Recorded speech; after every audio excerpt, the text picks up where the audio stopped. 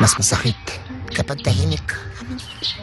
Mas malalim ang sugat kung walang ingay.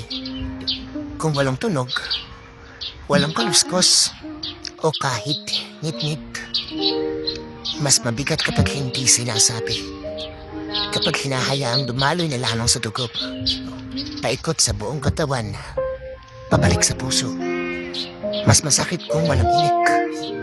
Kung inipon na lamang sa loob. Ibinaon sa limot.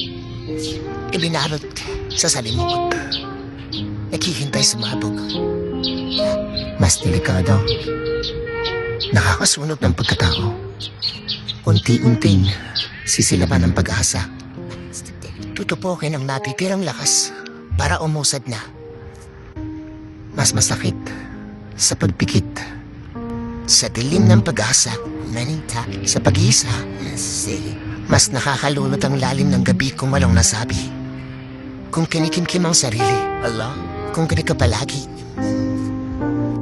Tatahimik, ipanghihilamos ang luha hanggang sa maiglip, hanggang umagay sumapit, hanggang sa hindi na masakit. It's all worthwhile when there's no